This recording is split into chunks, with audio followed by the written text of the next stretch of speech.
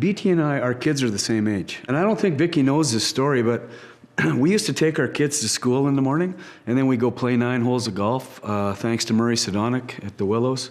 And we play 9 holes, we'd come, we'd get our kids at school, we'd pick them up, take them home for lunch, get them back to school, and then we'd go play the back 9. And then we'd sit in the steam and tell stories, maybe make a couple recruiting calls, pick our kids up at 3:45, and then ask our wives how our day went. So my favorite memories of BT were golf in the front 9, taking our kids for lunch, golf in the back 9, and only the 2 of us knew about it. I think if you were to say the word football in Saskatoon, that's one of the first people who comes to mind is Brian Towers. Brian Towers' storied career began with the Huskies in 1974 as a defensive lineman. His journey as an athlete turned into nearly 4 decades with the Huskies athletics football team. After serving as an assistant coach under Val Schneider, BT took over the head coaching role in 1984. He holds the national records in wins by a coach at 196 and has coached the most games in university sport with 315. He put the football program on the national map. So, I don't think you could follow Canadian college football and not know about the Huskies. And that's because of the team that Brian Towers built. But Brian Towers has been down this road before. He's been coaching here for, forever. Yeah, BT was the icon. I think that the football program is kind of the flagship especially in this province. Football matters. It's important, and I think that he was that icon. I think that the football program obviously owes a lot to BT because he put the program on the map for a lot of years. When I said what my plan was with an athlete or whether an athlete could play or not, it was just accepted. So it was really easy to feel like you were a valued member of the team, that your input was important and was needed for our team to be successful. BT led the Huskies to 3 Vanier Cup titles, 1990, 1996, and 1998, 11 Hardy Cup titles, and 9 Vanier Cup appearances.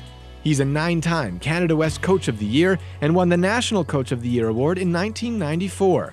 During his tenure, 154 Huskies were named Conference All-Stars, 71 All-Canadians, and 160 to a Husky or National All-Academic team. He has coached 47 players who went on to play in the CFL.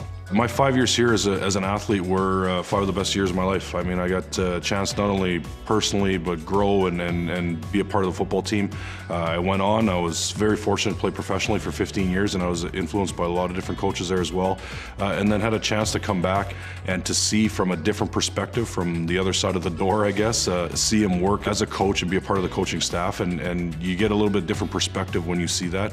He was a coach's clinic gem. There's an awful lot of people that benefited from his expertise and his knowledge and his willingness to share. I think that more than anything, that probably defined him as the type of person he was. As a player, I remember him as the boss.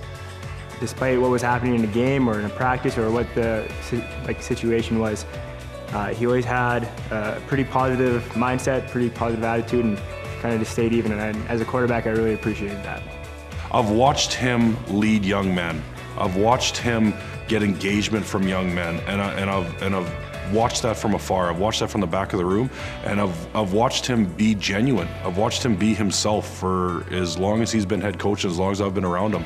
There's nothing disingenuous about him as a person and as a man and as a leader. So BT was himself, and I think that it came through in the teams and in himself.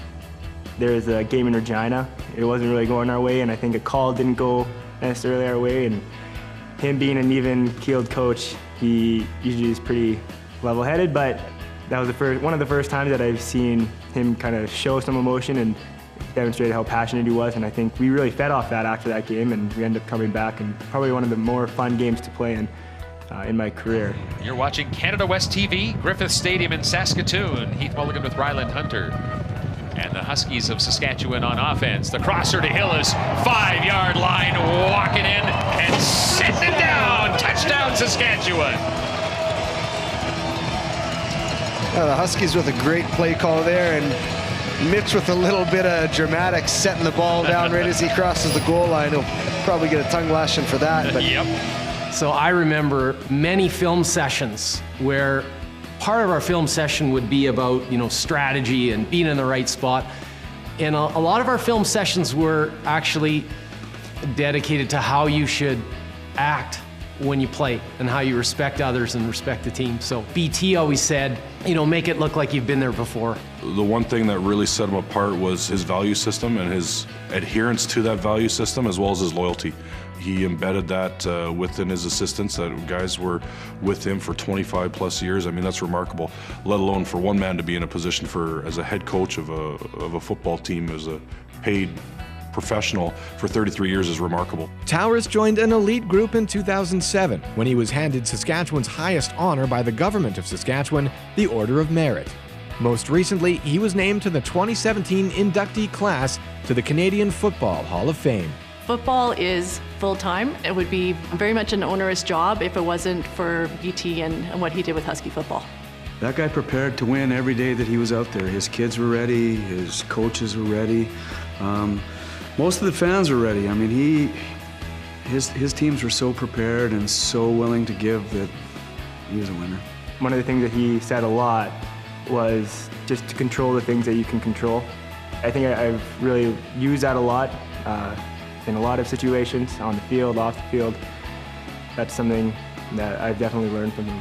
Just thank you, BT, for what you've meant to this city, this province, and obviously Husky Athletics. And you will be forever hallowed in the halls of Husky Athletics and Husky football, and rightfully so. So thank you very much, Coach.